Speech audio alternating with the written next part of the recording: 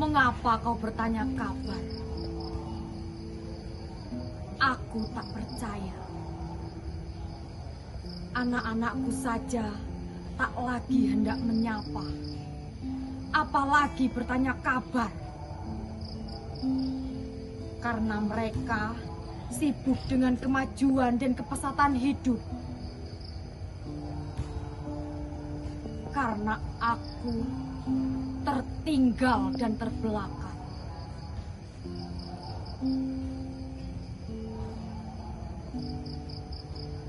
Terakhir mereka datang dengan wajah berseri-seri dan berbau harum.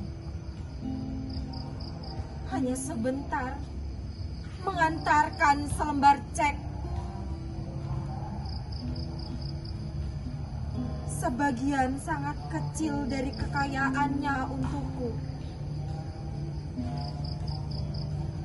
Padahal aku tak memerlukan uang. Makanku sedikit dan sederhana. Kebutuhanku pun sangat mendasar. Semua baju yang mereka kirimkan kuletakkan di kamar depan. Sebagai teman dikala aku perlukan. Anak-anakku tak punya kesempatan untuk mengunjungiku. Karena kesetanan mereguk kehidupan yang semakin singkat. Mereka menjadi budak pekerjaan, menjadi hamba harta dan pangkat. Mereka berputar-putar mal, mencari damai dan identifikasi. Sambil berjudi dengan raksasa kenikmatan yang ia miliki. Anak-anaknya, cucu-cucu yang selalu kurindukan, menjadi besar dengan mulut dipenuhi jajan dan kata kasar. Sambil berteriak-teriak mengumpat para pembantu yang memberinya makanan. Aku tak tahu apa isi kepala mereka dan nilai apa yang mereka percaya. Hanya sesekali ku dengar nama desainer, bintang terkenal, infotainment, soal tawuran, dan bagaimana supaya menjadi yang utama. Mengapa kau bertanya kabar?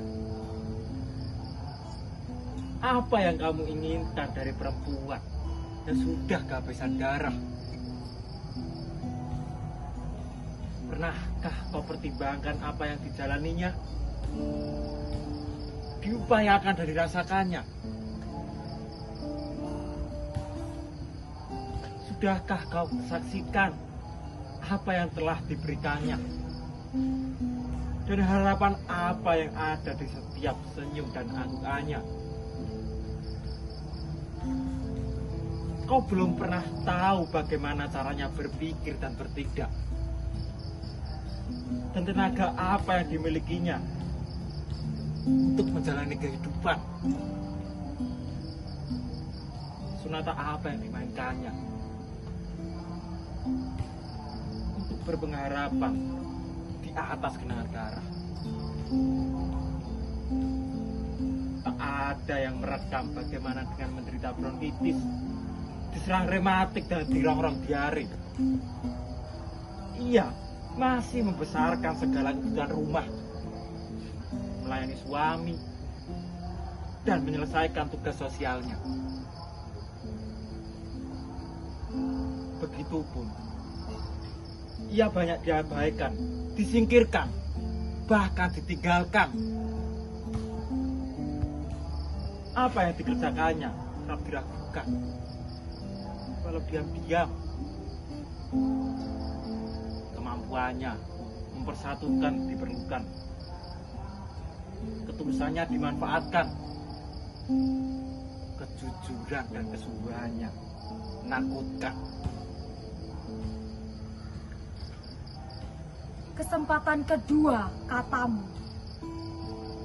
Janganlah bertindak sebagai pemberi kehidupan padaku. Karena bukan kau yang mengatur kesempatanku. Akan tetapi, pertanyaanmu melegakan. Dan dapat mengangkat jiwa yang sudah lama tak hendak menggeliat. Kita semua memang memerlukan cinta. Membutuhkan kekuatan untuk bertahan dalam kehidupan yang sudah tak mungkin lagi dijinakkan. Tentang jatuh cinta. Lama sudah aku tidak membaca kisah cinta di bangku sekolah.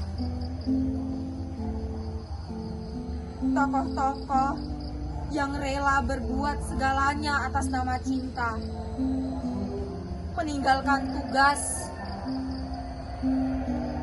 membohongi orang tua, meminjam kendaraan, berhutang celana, masuk ke restoran padahal tak punya uang, dan menjadi orang lain asalkan tidak berpisah.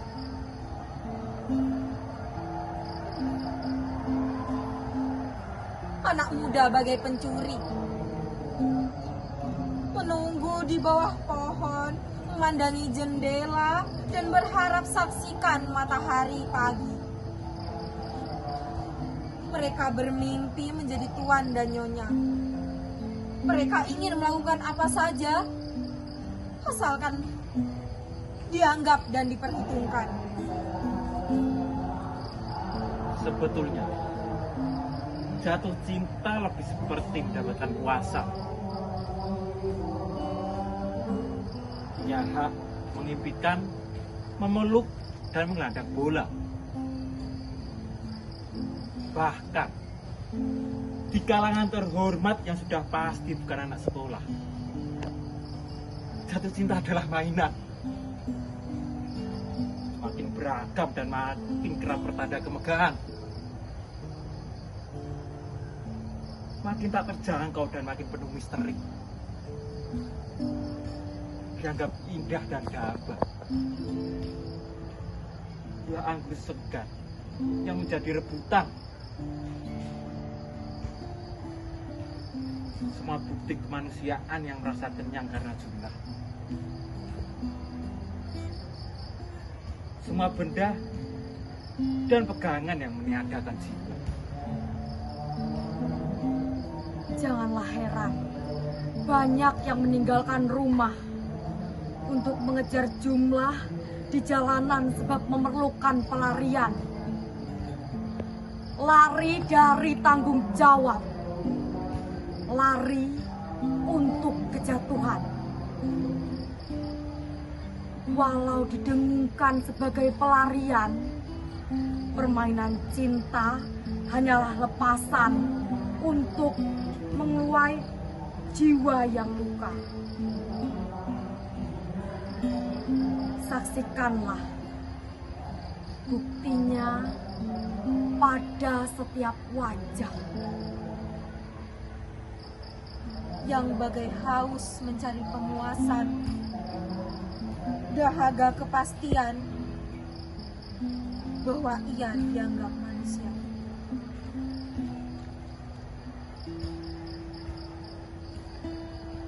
Bukan lagi saatnya untuk jatuh cinta. Karena dalam kulit menggoreng yang aku punya,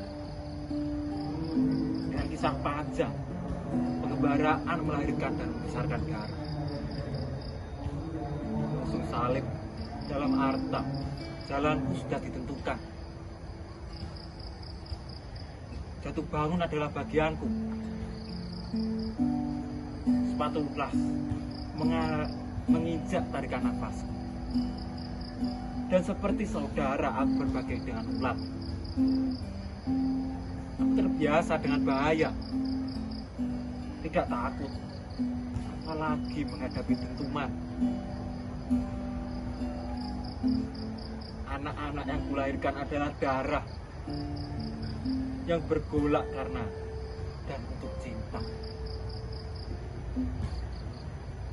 Dan ketika mereka bertemu Sarah, aku hanya jatuh cinta pada kehidupan,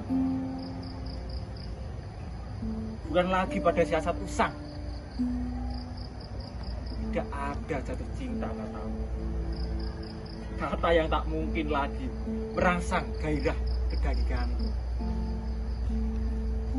Perkataan yang senyawa dengan kepalsuan sandiwara yang ditonton hanya oleh mereka yang tak punya tanggungan.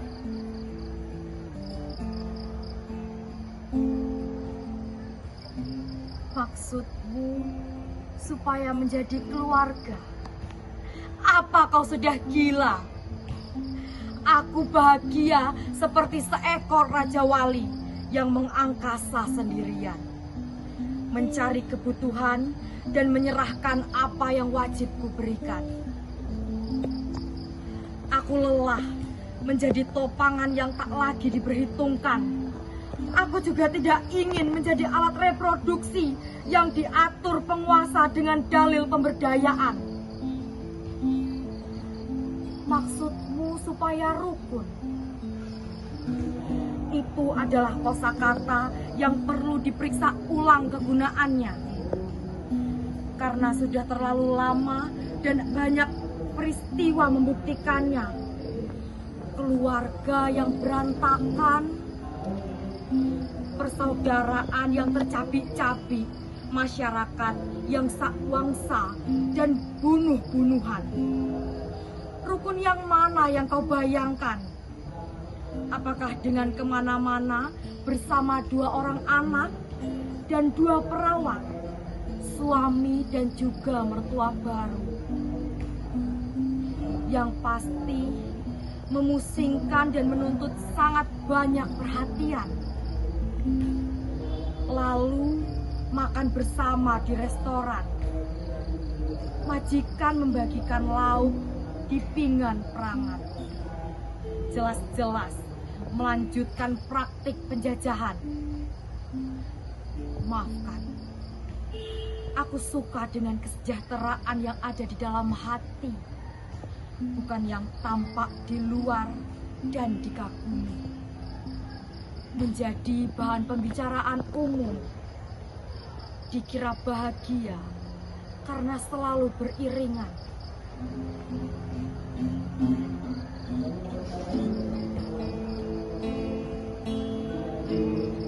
Kau pandai membawa diri,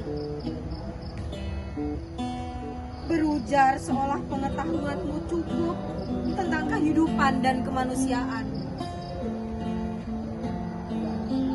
Bukan aku tak suka dengan otot, tangan, dan kakimu.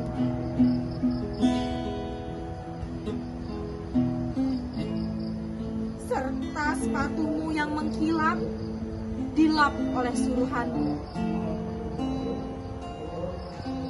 Suruhanmu yang bernasib serupa denganmu. Dalam meminta, suaramu tenang dan dalam. Tapi itu bukan berarti bahwa kau tak biasa murka. Luka cukuran jenggotmu pun menandakan bahwa kamu kurang teliti dan tak sabar. Boleh jadi tidurmu kurang dan kau butuh belayan. Di pasar penawaran seperti ini, keuntungan apakah yang dapat kuterima? Dan kelebihan apa yang dapat kuberikan? Kau pandai menawarkan dan membahasakan masa depan. Tentang masa depan. Ya, masa depan. Kalau kita sama menerima bahwa cinta diperlukan untuk merancang kehidupan, kehidupan, maka kita akan menjadi sesama. Memberi dan menumbuhkan, menerima dan memelihara. Tapi tenang dan sabar, dan kuasailah kehendakmu sebesar diri. Kekuatan cinta akan kehidupan dapat mempersatukan kita semua. Sahabat yang membutuhkan dan menguatkan. Karena masa depan adalah kegembiraan berbagi dan menghargai apa yang kita punya. Masa depan adalah kehendak tumbuh bersama. Karena dorongan cinta pada kehidupan yang menghargai kebutuhan dan perbedaan.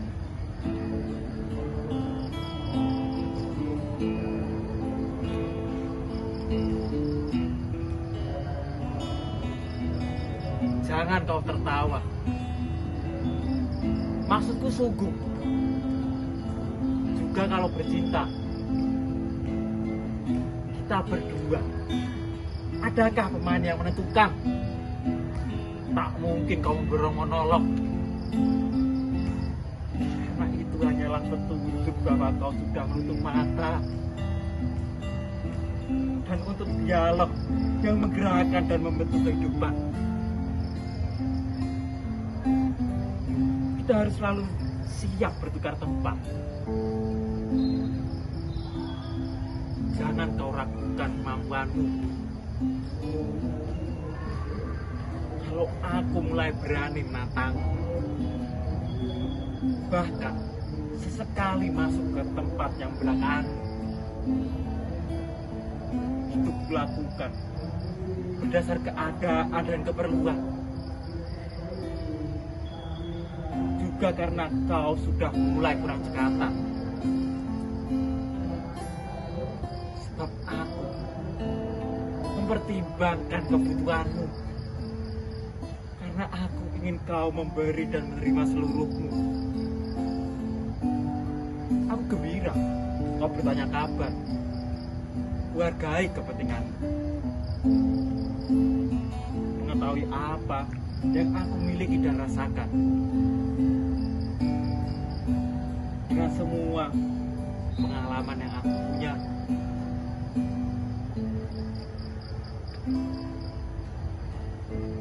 Dan mengenali sekeliling yang melahirkanku begini. Ketahuilah, aku bahagia. Kabar dan kesadaran akan kebahagiaan ini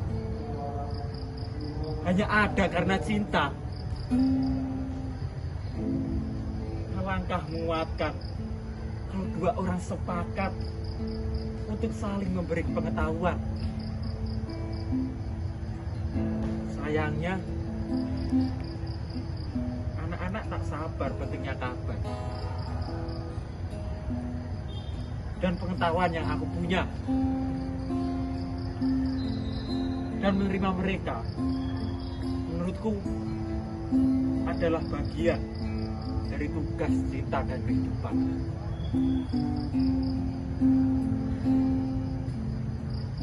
Pulanglah, katakan kepada semua ahli warismu bahwa kita akan duduk bersama merancang masa depan. Bahwa dengan lempung amat berbeda yang kita bawa akan terbentuk sebuah kapal bertenaga cinta, berkapasitas buana, dengan nahkoda kesetaraan mempengaruhi lautan kehidupan. Yakinkan mereka bahwa kau telah menemukan bejana kehidupan. Katakanlah, kau tertambat tenaga yang membangun kehidupan. Dunia ini memerlukan orang-orang yang dapat mendorong insan untuk mengajarkan apa yang ia bisa. orang itu adalah perempuan. Ibu kehidupan yang tanpa tanya dan kepentingan mencatat selalu dan rela mengorbankan demi anak-anaknya. Perempuan yang menyimpan dan membagi kabar. Perempuan yang menyebar pengetahuan dan memanusiakan. Dialah sumber penyelenggaraan kehidupan. Yang dengan darah dan keringatnya karena cinta membesarkan anak-anaknya. Kisahnya membangun dan memperjuangkan rumah tangganya. Cinta yang menolong, mempengaruhi sekelilingnya.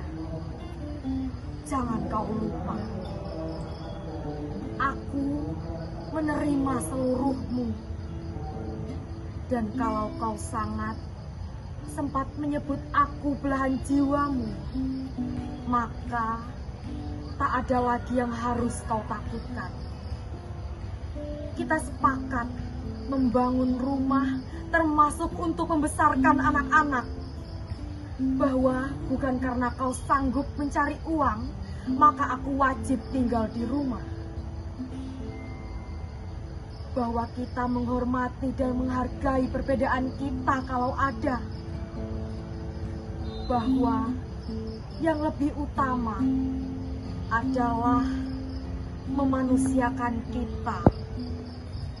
Kita yang berkembang dan berbahagia karena usaha bersama. Sisanya, bagaimana memanfaatkan apa yang kita punya untuk kebaikan manusia lainnya. Hanya itulah soalnya. Karena hanya itulah kehidupan.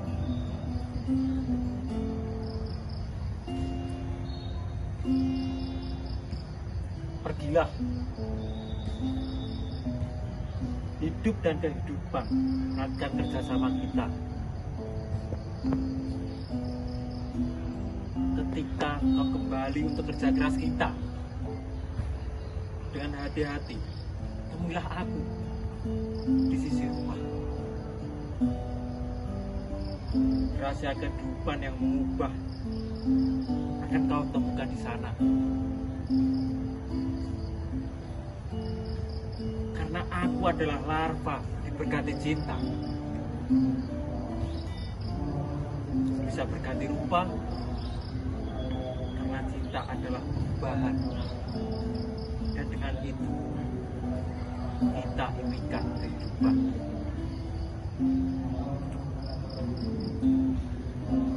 Jangan lupa, kabar yang aku punya adalah darah cinta. Karena aku adalah perempuan.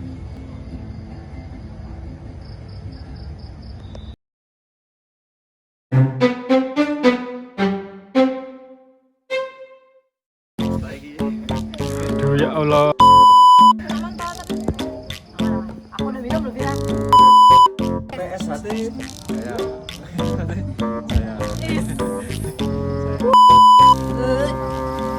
Ambil ya?